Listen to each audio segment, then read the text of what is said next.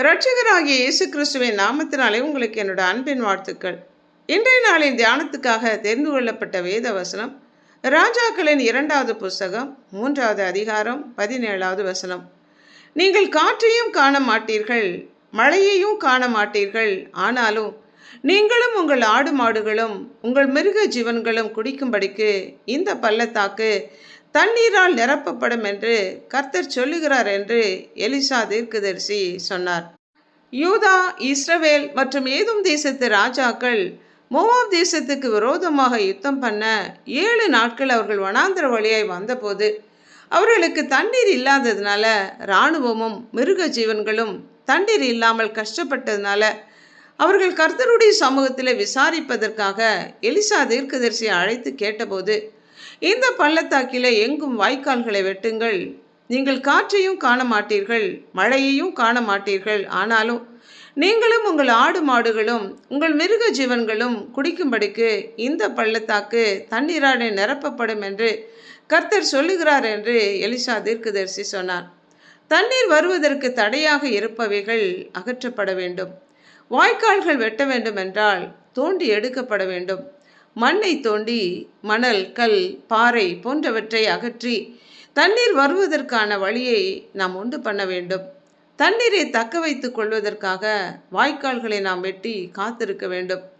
தண்ணீர் வருவதற்கான அறிகுறிகள், அதாவது காற்று, மழை எதுவும் இல்லை என்றாலும் தேவனுடைய வார்த்தையை கேட்டு நம்பி வாய்க்கால்களை வெட்டி காத்திருக்கும் போது தேவன் சொன்ன வார்த்தை நிறைவேறும்.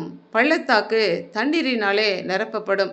மறுநாள் காலை பலி செலுத்தப்படும் நேரத்தில் தண்ணீர் ஏதோம் தேசத்து வழியாய் வந்தது. வாய்க்கால்கள் தண்ணீராலே நிரம்பினது.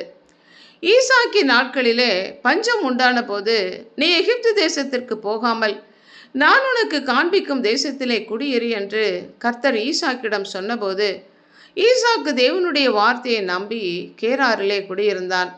ஈசாக்கு அந்த தேசத்திலே குடியிருந்து பஞ்ச காலத்திலே விதைத்த போது கர்த்தர் அவனை ஆசிர்வதித்து 100 மடங்கு பலன் அடையும்படி செய்தார்.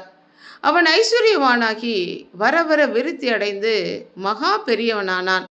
தேவனுடைய வார்த்தையை நம்பி அவரை சார்ந்து அவருடைய வார்த்தைகளுக்கு நாம் கீழ்ப்படிந்து நடக்கும்போது சாதகமற்ற சூழ்நிலையில எதிர்பார்த்திராத விதத்துல கர்த்தர் நம்முடைய தேவைகளை சந்திக்கிற தேவனாக இருக்கிறார். கர்த்தருடைய வாக்கின்படி நாம் செயல்படும் போது சாதகமற்ற சூழ்நிலைகளிலும் மற்றவர்கள் பிரமிக்கத்தக்க, அதிசயிக்கத்தக்க விதத்தில் கர்த்தர் நம்முடைய வாழ்க்கையிலே ஆசீர்வாதத்தை கட்டளையிட்டு தம்முடைய வல்லமை உள்ள வார்த்தைகளை நிறைவேற்றுகிற தேவன். ஜெபிப்போமா? அன்புள்ள ஆண்டவரே, உம்முடைய வார்த்தைகளுக்கு கீழ்ப்படிந்து நாங்கள் நடக்கும்போது அறிகுறிகள் இல்லாவிட்டாலும், ஏற்ற சூழ்நிலைகள் இல்லாவிட்டாலும், நாங்கள் எதிர்பார்த்திராத வழியில் கர்த்தர் செயல்பட்டு எங்களுடைய தேவைகளை சந்திக்கிற தயவிற்காக நன்றி செலுத்துகிறோம். கர்த்தர் சொன்ன இடத்துல நாங்கள் இருந்து செயல்படும் போது சாதகமற்ற சூழ்நிலையிலும் 100 மடங்கு பலன் கொடுக்க தேவனால் ஆகும். தேவையில்லாத காரியங்களை எங்களை விட்டு அகற்றி தேவனுடைய வாக்கு தத்தங்கள் நிறைவேற நாங்கள் ஆவலோடு காத்திருக்கும் போது கர்த்தர் சொன்ன வார்த்தைகளை நிறைவேற்றுகிற தயவிற்காக நன்றி செலுத்தி உம்முடைய கரங்களுக்குள்ள எங்களை அர்ப்பணித்து இயேசு கிறிஸ்துவின் நாமத்தினால் ஜெபிக்கிறோம் பிதாவே. ஆமென்.